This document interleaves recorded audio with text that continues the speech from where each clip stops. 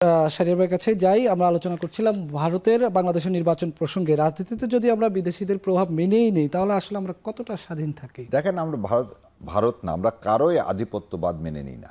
জি। আজকে আমি যে কথা বারবার বলছিলাম যে রাজনীতি থেকে এই চিন্তাটা সরিয়ে দিতে হবে যে অন্য কোনো দেশ আপনার ভাগ্যের পরিবর্তন করবে। আপনার ভাগ্যের পরিবর্তন আপনাকেই করতে হবে। এই জন্যে যদি বারবার মানে একটা জিনিস সবসময় মনে রাখা হচ্ছে যে আপনি আপনার বন্ধুকে, চিরদিন কোনো রাষ্ট্র আপনার বন্ধু হয় না। এটাই হচ্ছে রাষ্ট্রবিজ্ঞানের ভাষা। আপনার স্বার্থতা সে আগে। চিরদিন কি শত্রু থাকে? শত্রু থাকবে না, বন্ধুও থাকবে না। আচ্ছা। ভারত যেটা করতে চাচ্ছে সেটা ভারতের ইন্টারেস্ট।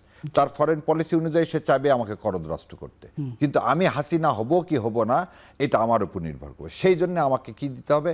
হাঁ ভোটে জয়যুক্ত করতে হবে। হাঁ ভোটে জয়যুক্ত করলে আর যাই হোক ভবিষ্যতে কখনো কোনো হাসিনার জন্ম নিবে না, এবং হাসিনার জন্ম না নিলে কোনোদিন বাংলাদেশ ইনশাল্লাহ হায়দ্রাবাদও হবে না, সিকিমও হবে না।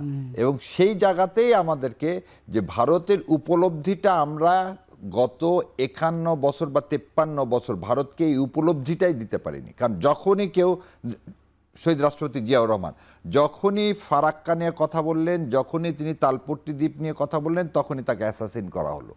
কিন্তু তারপরে কিন্তু তার সহধর্মিনী তার সাথে কম্প্রোমাইজ করেনি। সো আজকে যে কম্প্রোমাইজ করছে, দেশকে করদ রাষ্ট্রে পরিণত করছে, তার পরিণতি কি সবাই দেখছে। এখন এই দুইটা রাজনৈতিক দলের একটা মাত্রই কাজ হওয়া উচিত, যেটা খালি মুখে বললে হবে না, সবার আগে দেশ। আর সবার আগে দেশ হতে গেলে ফরেন পলিসিটা এমন হতে হবে যে ভাই আর যাই হোক ভারতের আধিপত্য মেনে, এবং ভারত এই যে প্ল্যানটা করতেছে, এই যে বিএনপিকে বারবার উস্কিয়ে দিচ্ছে যে বিএনপির সাথে সম্পর্ক চাই, এই নিয়ে বিএনপি কিন্তু প্রতিবাদ করা উচিত না, কোনো দলের সাথে না। সম্পর্কটা হতে হবে দেশের সাথে, দেশের জনগণের সাথে। আর এই দেশের জনগণের সাথে যদি না হয়, তাহলে কোনোদিন ভারতের সাথে আমাদের সম্পর্ক টিকবে না। যেটা জাহিদ ভাই বলছে, এটার সাথে আমি সম্পূর্ণরূপে একমত। তারা চায় না আমাদের স্টেবিলিটি।